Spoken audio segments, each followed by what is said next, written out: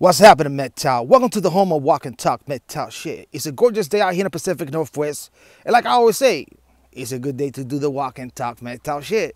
Before I get into the video and everything like that, check out the links below on the description. I'm doing different things and different platforms out there. So check it out because this channel is being shadow banned very, very heavily due to the topics that I'll talk about. Well, today's topic I'm about to talk about one of my favorite topics. The artificial womb. And there's been a lot of content creators from the past, like Barbarossa, Stardust, Sandman, myself on my previous channel. I make several videos about the artificial womb. I've been following the artificial womb for the last, honestly, between 9 to 10 years. And it's getting here. And it's going to be here a matter of time. So I love this subject. I really do. This is going to be the Achilles heel for women. It's going to be the Trojan horse. Myself, I'm a big advocate of the artificial womb. I'm just a little older to be having kids myself because my kids are grown. My kids are in their early 20s and stuff like that. But it's going to be a game changer. And women do not know what's coming to them. And it's coming very soon. Sooner than they expect it. So they're going to be caught off guard. Well, I want to play you this article here by The Guardian. Don't emphasize too much of this maniac chick who wrote the article about it, because she pointed out some asinine stuff. You guys are going to realize as soon as you hear the soundbite. And then, well, I will continue with the walk and talk, talk shit, and my commentary regarding to this article. So check this out, and I'll see you in a bit. Reproduction without pregnancy. Would it really emancipate women? Published by The Guardian. It may sound far-fetched, but a breakthrough in Israel has brought us a step closer to creating artificial wombs for humans. A team of Israeli scientists announced the mother of all inventions last week. Researchers from the Weizmann Institute of Science revealed in the journal Nature that they had successfully gestated hundreds of mice inside an artificial womb. They placed newly fertilized eggs inside glass vials rotating in a ventilated incubator, and grew the embryos for 11 days, the midpoint of a mouse pregnancy, outside their mother's bodies. The embryos developed normally. Their hearts, visible through the glass vials, pounded steadily at 170 beats per minute. The mice were no bigger than sunflower seeds, but what they represent is enormous. The breakthrough brings us one step closer to reproduction without pregnancy. The division of labor in gestation is the most intractable imbalance between the sexes. Men only have to contribute a single cell to make a baby, whereas women carry their children for 9 months and give birth, sometimes risking their bodies and often risking their careers, in a world of work built largely by men. An artificial womb would mean complete reproductive parity between the sexes. All anyone needs to do is throw in their gametes and the rest is taken care of. But this equality could come at great cost to women. This is radically disruptive technology, and with every new development we are sleepwalking into a world of tough ethical choices. The idea of babies grown in jars may conjure up images of the hatchery of Aldous Huxley's Brave New World or the fetus fields of the Matrix, but scientists have been trying to make it happen for decades. In 1992, Japanese researchers had some success growing goats inside rubber sacks. In 2017, researchers at the Children's Hospital of Philadelphia, CHOP, revealed they had grown lamb fetuses in plastic bags from the equivalent of around halfway through a typical ewe pregnancy to full term. In 2019, Dutch researchers received a €2.9 million, £2.6 million, grant from the EU to develop an artificial womb that would use replicas of human babies dotted with sensors before being deployed in hospitals. The scientists behind these innovations are motivated by noble intentions.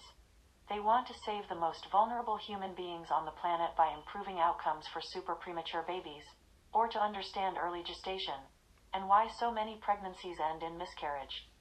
Artificial wombs offer a window onto the closed world of embryonic development, so the reasons it might go wrong can be studied in real time. They allow the process of gestation to continue outside the body, so that babies born too soon no longer have to face the high risk of disability and chronic illness associated with extreme prematurity. It is hard to argue that something with such potential to save lives shouldn't exist. But artificial wombs could also undermine the basis of women's reproductive rights and freedoms. In England, Scotland, and Wales, the abortion limit is pegged to the viability of fetuses outside the human body. It's currently set at 24 weeks gestation because fetuses at an earlier stage of development aren't expected to be able to survive outside the womb. What if all fetuses, and even embryos, are potentially viable because they could be gestated inside an artificial womb? Any unborn child could be considered to have a right to life. In countries where abortion is legal, access to it derives from a woman's right to choose what happens to her body. But if unwanted babies could be rescued by technology, gestated inside an artificial womb and then given up for adoption, then abortion could be simultaneously pro-choice and pro-life. Why should a mother be able to decide to terminate an unwanted baby if an artificial womb can save its life? This technology has been developed in order to rescue the world's most vulnerable babies. It's not so much of a conceptual leap to imagine that babies gestating inside the wombs of women who drink, smoke, take drugs, or engage in risky behavior during pregnancy could be considered vulnerable and worthy of rescue in an artificial womb. In a culture where pregnant women are constantly scrutinized and judged, and the state has the sometimes contentiously used power to declare mothers unfit and take away their children, the threat of this technology will have enormous potential to coerce and control pregnant women. Many tech and media companies, including Apple, Google, Facebook, Vice, and BuzzFeed, already offer to cover the cost of freezing their employees' eggs so they don't have to worry about dwindling fertility during the most productive years for their careers. Gestating a baby in an artificial womb may one day be a choice open to elite women whose companies will pay for it, or who can afford to cover the cost themselves. Natural pregnancy could be seen as a sign of poverty, of unplanned pregnancy, or a chaotic lifestyle. A full replacement for pregnancy may be decades away, but artificial wombs are coming sooner than you think. Right now there are teams of researchers across the globe working on competing systems to replicate the human womb. CHOP is in the process of getting the U.S. Food and Drug Administration to approve trials of its BioBag device with human babies, and other teams in Australia and Japan are snapping at their heels. The obstacles to growing humans outside the human body will be ethical and legal, not technological. We need to be discussing artificial wombs now, and the precautious, contingent basis of women's reproductive rights, before this technology arrives in our hospitals and fertility clinics. Jenny Kleeman is the author of Sex Robots and Vegan Meat. Welcome back, gentlemen. It's ironic.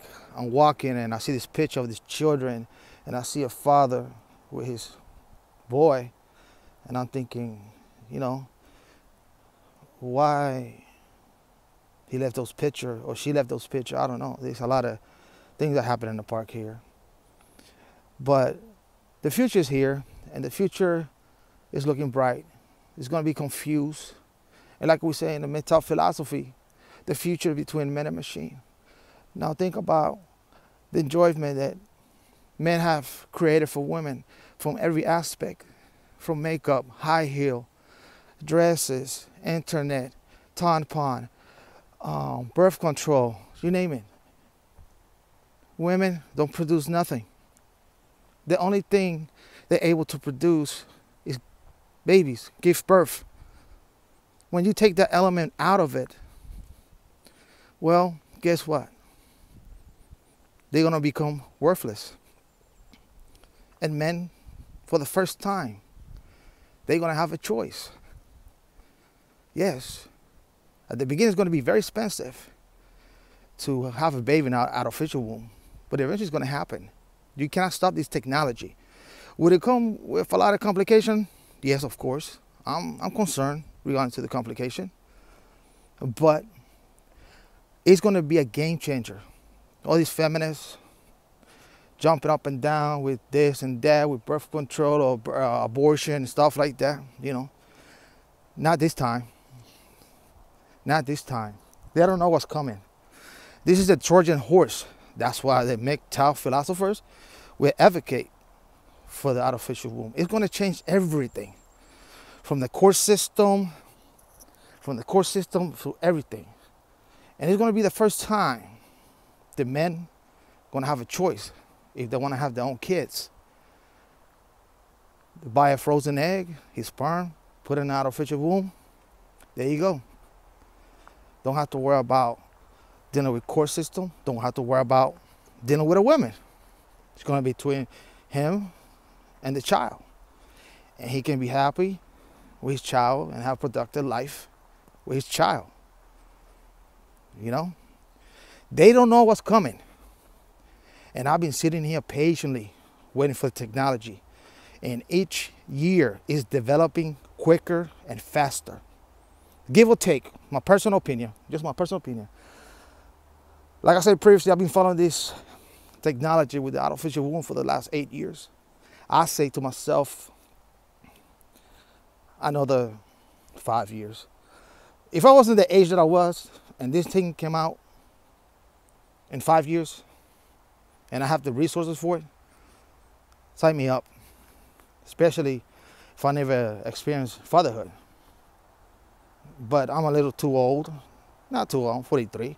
My kids are grown, but my kids in the early 20s. So this technology is there by the time they, especially the boys, the men, by the time they 25, 26, hey, I help them out. It's like, you want to have your own baby? Let's go to the artificial womb. Let's rock this joint. Make me a grandfather. Real stuff. Real stuff. Well, fellas, the future between man and machine. I had so much thing to talk about. I see a possum just down over there. And I don't know, he's going to come charging at me and stuff like that. But yeah, this is going to be a game changer. It's going to change the world as we know it. Well, MGTOW Possum is here. Well, like I always say, gentlemen, peace. Statement MGTOW. I'll definitely catch your next podcast, live stream, or video.